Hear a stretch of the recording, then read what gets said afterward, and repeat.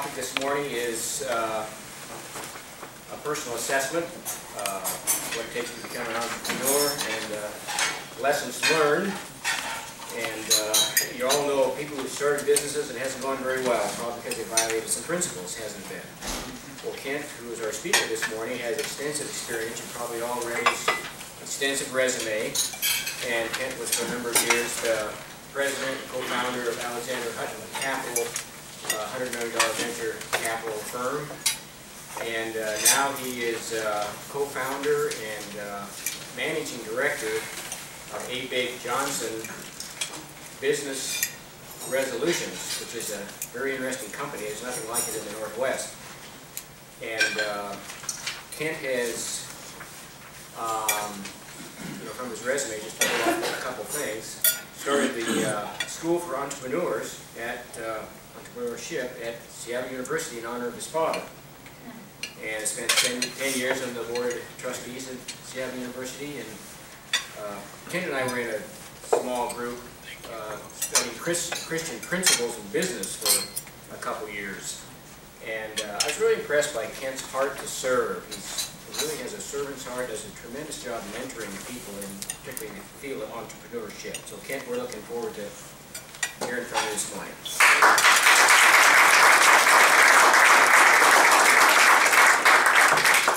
Thank you, Gary, and it's a pleasure to be here. I was interested in listening to, how you define entrepreneurship, and like I said, I think that everything you said is true. And this morning, what I literally would like to do is, I'm an adjunct professor at Seattle U, and every spring I teach a course on entrepreneurship. It's a foundation course for MBA students, and I've been doing this for about this will be my 5th year this spring. And as I looked around and did research on trying to find a textbook that I could use, and I'd spent, I'll bet, probably over 100 hours looking for a textbook, I could not find any that I liked. I didn't think that they were too academic, or they just didn't get the points that I thought, after being so involved in small businesses, got to the point. So I kind of wrote my own book. I didn't really write it in total narrative, but I put together a PowerPoint presentation that I'm not going to share with you this morning because it takes about 20 hours of lectures. But I think based on my experience, I hit the highlights of what's really important to select a business. How do you select a business? Are you really an entrepreneur? Do you really want to go through that? And I put together a personal assessment test that is a combination of sources plus my own, and that's included in your handout. And this morning, rather than going through some PowerPoint presentation, because I really don't want to take the time to flip the charts, honestly, I'm going to try to cover the guts of that course in about 30 minutes. And I will either touch on some things, or I will, if you look at the documentation, there's at the back, for the back half of it, there's the takeaway points out of that course. And we're going to talk about a few of those things, but you can take that with you, and if there's burning desires to hear more about some of those topics, I'm more than happy to come back and speak to you again about some of those, because we're obviously not going to cover all that this morning. So that's kind of the background of what I'm going to cover, and I'm going to be referring to these pages in the handout. Let me just mention a couple of things first about my background, just to augment what Gary said. I have been involved in the startups of over 50 companies. I know that's somewhat hard to believe, but I'm not exactly 25 years old. I've been through the ups and downs. I've been on my hands and knees praying many times. I've had my credit cards in my early days maxed out trying to make payroll. I've done all those things. So what I try to teach people at this point, because I think about the fact that I've got all this experience and I've been through all these different companies, and one of these days I'm going to croak. as we all will. And I'll go on to be with the Lord. But I don't know what I'm going to do in heaven. The Lord will decide that. But while I'm still on this earth, at least I can give back as much as I can to people about what I've learned. Because I say, once I'm gone, I'm gone. And that's all lost. So that's one of the reasons why I've committed so much time to Seattle University, mentoring students, mentoring businesses, mentoring young people, and plus mentoring these young entrepreneurs and CEOs.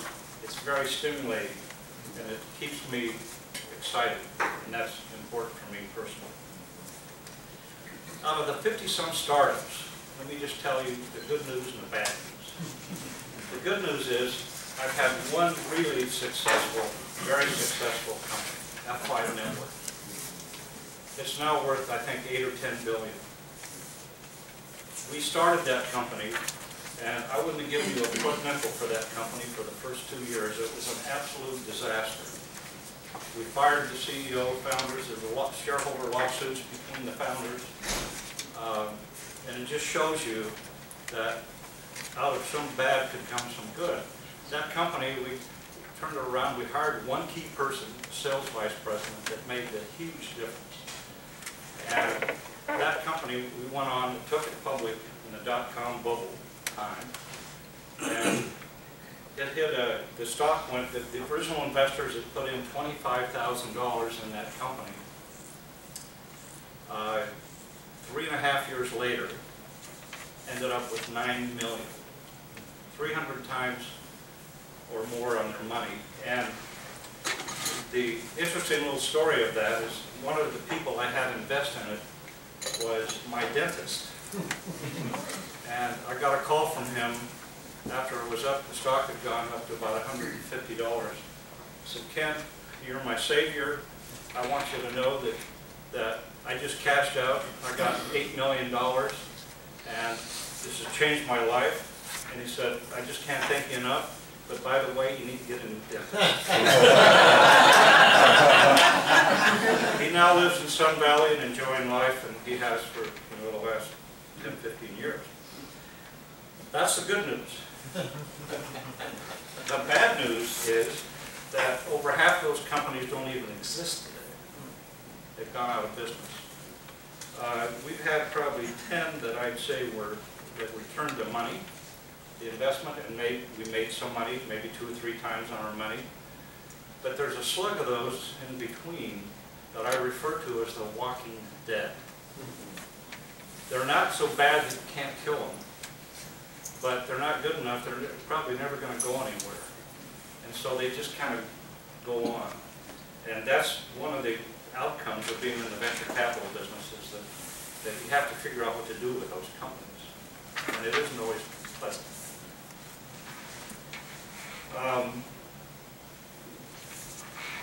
I have grown these companies, many companies, and I've liquidated many companies. And I've liquidated companies that have as many as 500 employees. And those are not pleasant things to do, but it's a fact of life, and you try to preserve the maximum value, whatever it is, even in a loss situation, and try to take care of the stakeholders. So out of all that, I've done all that, and then recently, as Gary mentioned, and it's kind of my swan song, I guess, it's part of my career, and I call myself semi-retired. I'm probably not, according to my wife, but I have a lot of different things. I'm still involved in several businesses and on the boards of several companies. And as a result, I was asked about a year ago to become the receiver of a $100 million problem. It become the receiver to liquidate a series of investment entities, and think of it a little Bernie Madoff deal. And the FBI indicted this registered investment advisor, and as a result of going through all this, I became the receiver. I said I'd do it. Hired a bunch of attorneys and forensic accountants and private investigators and all those things. Had to work with the SEC, the FBI, the Department of Justice, and the IRS. Worked with those agencies And we were able to collect and liquidate down, and they thought everybody was going to lose everything. And in some cases, people have their whole life savings involved. And we have been able to date recover 30 million of that money and have returned it back to the investors. And it's literally saved a lot of these people, and that's kind of unheard of in a fraud situation that it has been. So anyway, a good entrepreneur, if you have an entrepreneurial mind, then you always are awake for opportunities. And what I saw here was that, going through this, is that when I talked to other attorneys in town, and I find out that there just were not good professional receivers and trustees to handle quality, the quality that was needed to handle these problem accounts, problem companies. So I formed this company with a senior attorney in town, and she left her law firm at Williams-Katzner, and we formed this actually just went live a couple of weeks ago, providing professional receivers and trustees for major troubled companies. And you can look that up. It's under ajbr.com. The website's there, and you can see about that. So the point in telling you this is that I've kind of come full circle. I've started a bunch of companies. I've been involved in numerous companies. We've grown them to success. We've grown them to liquidate them. And now I am kind of at the back end of the ones that are problems, and see what we can do to get more money back to the people that could lose everything. Okay, so let's start with this little questionnaire. What I'd like you to do is look at that for a minute. And this is what I give my students. And I make them fill this out. And I think if you fill this out, which I don't suggest you do in the next 5 minutes, it takes them about 4 to 6 hours if they do a decent job. And then I make them write a 5-page maximum essay on what did I learn from going through this experience. And it's pretty amazing, because if you look at it, it tests all the different things about it you're at. It makes you, if you look at it on a scale of 1 to 5 in many of these, or there's some essay questions, you'll see that, it starts to assess, and it kind of cross-references 2 or 3 different ways some of these questions. And it tests to see, like your risk-taking ability, are you willing to risk it all in a business? And this whole risk-reward area is a big area to discuss, because a lot of people don't seem to understand that. The bigger the risk, the bigger the reward, typically. Not always, but typically. And the reverse is true as well. So you have an entrepreneurial mindset. You have, what kinds of things, how much courage do you have, etc. If you look at page 7. And if you look across to page 6, you can see that it says if you have $1,000, again, testing another way to look at this, how would you allocate that 1,000 and rank it between lifestyle and location and all the different things that would make up your life? And then your management skill sets. How good are you at these things? Marketing, operations, finance. How good are you? And where do you have a shortage? Where are you going to have to buffer your inability? Maybe you're the greatest salesperson in the world, but you don't know, anything about finance or accounting. So you need to have a strong financial person with you. And then about your personal work history. And then a SWOT analysis. Okay, we go through all that. On one of these questions, which, let me see here. So anyway, one of these questions it starts to test, well here, and it's on page 6. In 20 to 30 years, how would you like to spend an ideal month? Include in your description your desired lifestyle, work style, income, friends, etc., and comment about what attracts you to and what repels you about this ideal existence. So, if you go through this, now I'm going to tell you what feedback I get. And I can take an hour to do it, because this last class I taught is 3 pages long of bullet points. But I'm just going to hit on a couple, 2 or 3 of them. First of all, I found out it was a very valuable exercise.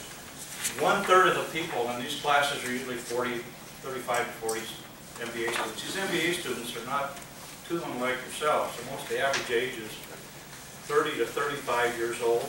They typically are working at Boeing, Microsoft, Packard, or they're not just straight students. It's a night course, so the course runs from 6 o'clock until 8:30 at night. But they really get into it. 1/3 of them come back and it's, no way. I am not going to be an entrepreneur. I don't want to. This told me I don't want to be one. So then you get the hand raised. Well, can we get out of your class? No.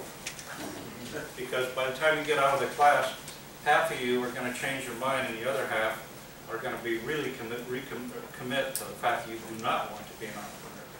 So, if we did this amongst you, I would guess we'd end up the same thing, assuming you didn't have a business, or you were working for another company.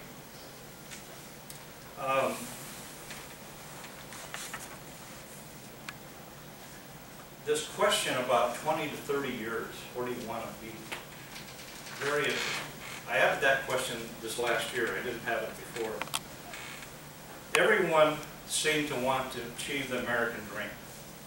Not unusual. They want to retire or semi-retire at 55 to 60. 2 kids out of college, home paid for, a recreation home, preferably lakefront, be able to travel a couple of months a year, spend time with the family, have enough money not to worry, and be able to give back time and money. So my question to them was, okay, everybody wants that. Can you get there being working for another company, or can you get there quicker and easier by owning your own company? And what are the risks associated with each of those categories? And then I said, how much money do you think you need to live that ideal lifestyle? I get answers from all over the place. And I said, here's my view. At my age, where I'm at, after being through all this, you will need, and of course this is before Obama rips your tax base again, or not again, but or we get a fiscal cliff, which could change everything. But you're going to need, basically, at Obama's threshold for being rich, $200,000 to $250,000 a year. And I put the range because I don't know what the tax rate is going to be. And on a retirement level, you're going to need at least $3 million. So if you do the math, everybody, God, no way. I mean, I can't believe that. Well, so then I get in the blackboard and I walk through the math. And, that's a fact. So, the fact of the matter is that there are more millionaires as small business or business owners than there are in any other category. Yeah, you have CEOs, the big companies making a lot of money, but the mass of people working for these companies aren't necessarily millionaires, or pick a number, 2 or 3 million net worth, whatever it is. So the point is that if you want to have a lifestyle that is closer to what I just described, and have a flexible schedule, and being able to leave work and go see your son's soccer game and not have to answer to your boss, then you should own your own business and go that route. However, the caveat is that there's a huge risk factor, and you need to make sure your business is successful, because most of them fail. And that's a statistical fact. So then the rest of the course is about, okay, so how do we form these businesses, how do we figure out what it should be, and how do we build a business model that does not fail? What should we do? The biggest aversion to anybody starting a business out of this course is, what do you think that is? Anybody have an idea what you think the biggest aversion is? What scares them the most? Fear of failure. Fear. Exactly. Fear. They're afraid to do it. They are, if you're sitting there and you're making $120,000 a year, let's say, and you have 2 kids in school, and you're supporting your wife, and you have medical coverage for your family, are you willing to chuck all that and strike out on your own and give that up? And if you're 35 years old, that is a really hard decision. And somebody said in here about making sure your spouse is on board, and I can tell you from personal experience that that is true, because we ended up with a lot of people that the CEOs, people who formed companies, where their wife or husband really wasn't on board, and they ended up getting divorced. So I've seen it all. And you need to have a total commitment of the whole family, because when you start a business, because the level of stress and pressure, particularly that first 2 years, 1 to 2 or 3 years, is pretty tough, unless you're lucky. And by the way, I've concluded after being in this business this long is that the success in the venture capital business, whether you are successful as a venture capitalist, is about 70% luck. And as good as you think you are as a venture capitalist, and as good as you think you are selecting companies,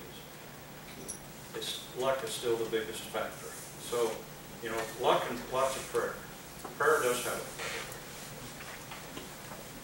Okay, a couple other points. I tell these people that remember that that your life can change in an instant. And you have to, at this point about having a strong heart, you have to have a strong heart, because many times you'll have the highest highs and the lowest lows in the same day. It'll tear your guts out one hand, and next time your adrenaline's flowing, you can't believe you're in euphoria. And that is, and so what I tell them then is, so here's the rule of thumb. Here's my little point. Do not get too excited about either way, and just remember that things are never as good as you first think, and they're never as bad as you first think. If you wait about an hour, you'll find out. And I drill that home because it's so true. And if things are really bad, they're really, really bad, and I've been there, and I've been on my hands and knees over my bed, praying, crying, going through all this stuff, God can change it in an instant, hopefully for the better. But it's done that with me several times. And so as bad as it may seem, and I remember my dad, who was a logger in Shelton, blue-collar logger, and he really the one that taught me to be an entrepreneur, about hard work. He talked about hard work, work. But I remember sitting on the log pile one day having lunch in the rain in our little pails, and I said, God, Dad, how, you know, the creditors were on his case, and you know, it was always a struggle. And I said, Dad, how do you put up with the stress of these people, these collectors, all this stuff? He said, what, son? He said, you know what? They can't kill you and they can't eat you. So I remembered that. So the people, why they want to start a new company, they're unhappy with their current job, pretty common. They want to have more money, not necessarily get rich, but have a better life. Flexibility, independence, second career, legacy for their family and children, the international students want to take this home and start their own business back in their own country, etc. So, I'm going to move on, and at the back of the party is a takeaway. I'd encourage you to read all of those, because that really is what about 35 years of experience wrapped up in 3 pages. And at the very back, there's a thing about what investors look for in business plans. And that's after looking at about 3,000 business plans through my career. We're probably not going to get to that, because we'll run out of time, but if you have questions afterward about that last page, I'm happy to discuss it. But these takeaway points, I just want to hit on a few of these in the time we have left. The personal evaluation on the first one there, we strip out all those companies we're going to go public. You stripped out all the potential acquisition, the people that could acquire the smaller companies that can create a liquidity event for a company that's maybe doing 20 million in revenue, might sell for 50 million. Who's going to buy that company? All that layer of young public companies is gone. So Microsoft, Oracle, whoever, there's only so many of those. And you know what they tell us now? What they tell us now is 20 million in revenue? Are you kidding me? We only look at companies that are a billion in revenue. So it's very difficult to get an exit of value, to get the return back into venture capital funds. So keep that in mind. It just means that the hurdle rate for approaching that kind of money, I mean, you usually have to go into angel investors first to get 500,000 or 250 or maybe $1 million or $2 million. But you better, that money that you get from the angels has got to create enough momentum on enough scale.